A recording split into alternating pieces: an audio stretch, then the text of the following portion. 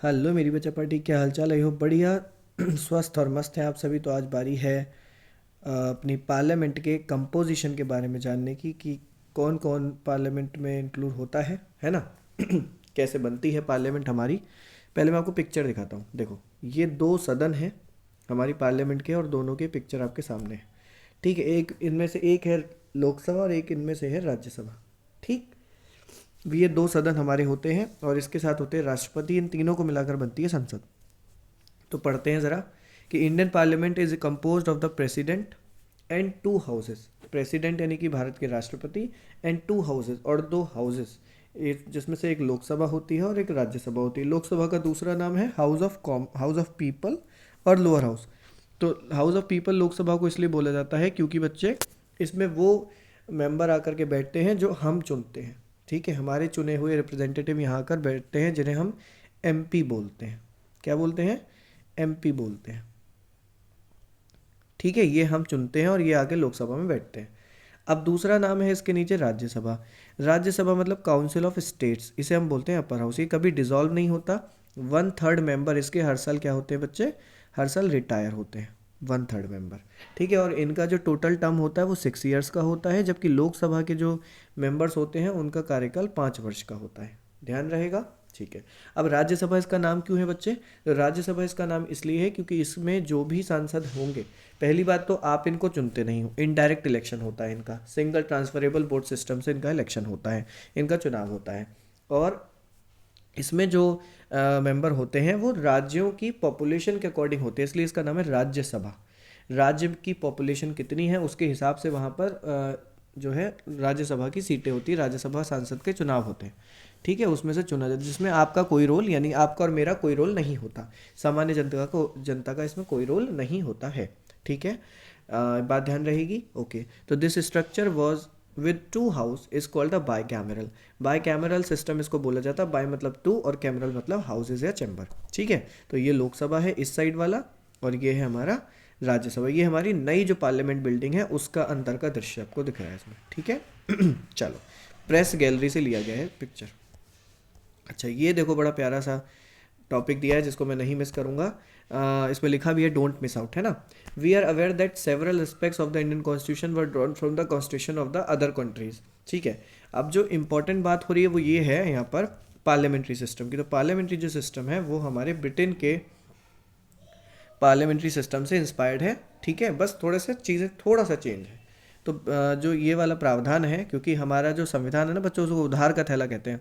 उधार का थैला का मतलब कि बहुत सारी चीज़ें हमने दूसरे देशों के संविधान को स्टडी करके अपने देश के अनुसार चूज़ करी हैं। उसमें से पार्लियामेंट्री जो सिस्टम है वो ब्रिटेन से लिया गया है। हालांकि there were also experiences that are freedom fighter and constitution maker had the practical experience gain through participation in British colonial government structure, even if it in a very limited way that provided familiarity and parliamentary procedure, the memory of the ancient republics, महाजनपद।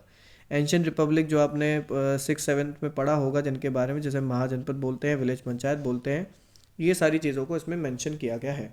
मतलब उसके अनुसार ये चीज़ें बनाई गई हैं। ठीक है, लिखा है ना। हालांकि बहुत सारे ऐसे एक्सपीरियंसेस के थ्रू, है ना, फ्रीडम फाइटर्स के एक्सपीरियंसेस, है ना, कॉन्स्टिट्यूशन मेकर हेड, उनके सबके पास अपने अपने एक्सपीरियंस थे और अपने प्रैक्टिकल एक्सपीरियंस को गेन किया था उन्होंने पार्टिसिपेशन के थ्रू ब्रिटिश कॉलोनियल गवर्नमेंट के दौरान, क्योंकि जब इंडिया में ब्रिटिश का शासन था बच्चों, तो उस समय फेस किया उन चीज़ों को। ठीक, even if in a very limited way, बहुत ही संक्षिप्त वे में, जो हमारी भारत के, जो हमारे स्वतंत्र भारत के लिए जिसमें हमें डेमोक्रेसी मेंटेन रखनी है, वो सारे प्रोसीजर्स को मैं यहाँ पर लिया गया। ठीक है, तो लिखा है extensive discussion took place during the making of the constitution. बहुत ही बड़े लेवल पर डिस्कशन हुआ जब कॉन्स्टिट्यूशन को बनाया जा रहा था, regarding weather India should have a bicameral system.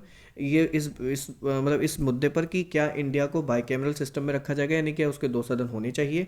It was felt, सोचा गया that a single directly elected house would be inadequate to meet the challenges independent India would face. कहा कि अगर हमने एक ही रखा ना, हो सकता है कि स्वतंत्र भारत की जो नई ज़रूरतें हैं उनको वो पूरा ना कर पाए।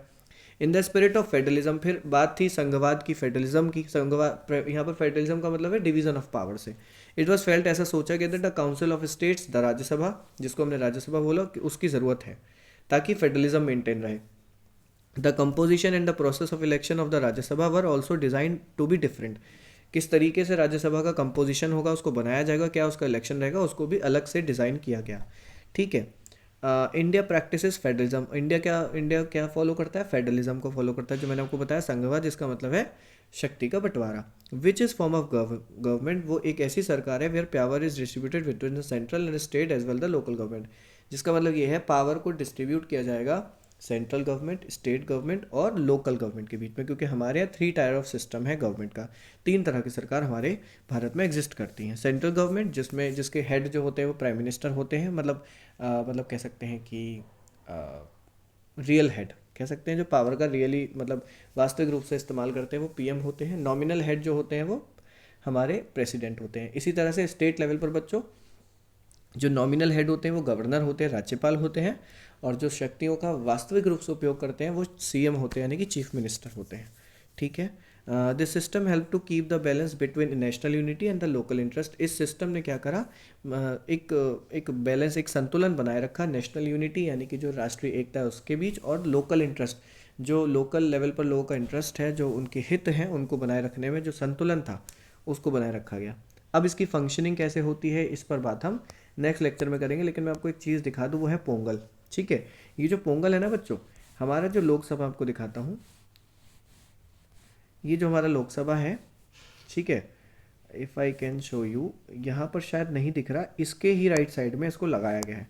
अब अगर आप अभी जो लगातार चलती हैं संसद टीवी पर, आप जाकर देख सकते हो, इसकी जो लोकसभा की कार्यवाही देखोगे तो अब आपको सोंगल सोंगल रखा हुआ मिलेगा। ठीक है, एक बार पढ़ते हो, Sengol, sorry my mistake, Sengol इसका नाम है। गोल्ड प्लेटेड सिल्वर है, इसके ऊपर नंदी बने, वो the symbolic hand over the Pandit Jawaharlal Nehru. इसको ना पंडित जवाहरलाल नेहरू को दिया गया था। ठीक है।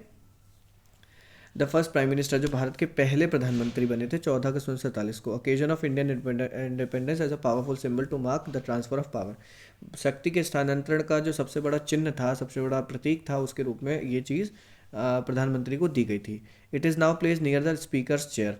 अब कहाँ रखा गया इसको? स्पीकर की चेयर के बराबर। अच्छा, स्पीकर कहाँ होता है बच्चों? स्पीकर वो तुम लोग घर में पार्टी करते हो, बजाते हो, वो स्पीकर की बात नहीं हो रही। यहाँ स्पीकर की बात हो रही है जो लोकसभा की जो सारी कार्यवाही को हेड करता है, जो चेयर होता है, चेयर पर्सन होता है वहाँ का। मतलब जैसे मीटिंग होती है, जैसे आपके स्कूल में मीटिंग होती है, तो उस मीटिंग में एक चेयर पर्सन होता है, जैसे कि principal, most of the time principal ही होते हैं, उसको जो उसके जो अध्यक्ष होते हैं, हेड। वैसे ही स्पीकर जो होता है वो लोकसभा का अध्यक्ष होता है। वो सारी कार्रवाई, उस लोकसभा का अध्यक्ष, आप ये समझ लो कि जब प्राइम मिनिस्टर खड़े होकर के बोलेंगे ना बच्चों लोकसभा में, तो उनको मतलब सर करके बात करें, क्योंकि वहाँ पर उस संसद में लोकसभा मतलब उस संसद में स्पीकर की वैल्यू ज़्यादा होगी, और फिर वो एक सांसद के रूप में ही होंगे। हालांकि वो देश के प्रधानमंत्री रहेंगे, लेकिन पोस्ट के अकॉर्डिंग स्पीकर बड़े होते हैं। ठीक है। और अभी जो हमारे स्पीकर हैं वो ओम बिरला जी हैं। It is now place near the speaker chair. Speaker की चेयर के पास इसको रखा गया लोकसभा में। And served as a symbol of righteous and just rule. मतलब कि जो शासन होगा वो न्याय के अनुसार होगा, ये इसको दिखाता है। Dating back to the Chola period, अगर आप पीछे चले जाओ, चोला जो पीरियड था उसमें the single was handed to new rulers. नए शासक को दिया जाता था एज अ रिमाइंडर, इस बात को याद दिलाने के लिए, that power must be guide by dharma, की पावर जो है धर्म के अनुसार, जो शक्ति का उपयोग हो धर्म के अनुसार हो और राइटियसनेस के साथ हो। ठीक। As its top sits Nandi, क्योंकि इसके जो टॉप पर बैठते हैं वो नंदी, आप ध्यान से देखो तो नंदी हैं, सिंबलाइजिंग जस्टिस, जो न्याय को दिखाते हैं। ठीक है। चलो, तो आज के लेक्चर को इतना ही रखते हैं। फंक्शनिंग की बात करेंगे नेक्स्ट लेक्चर में। Till then keep learning, keep watching. Thanks for attending the session.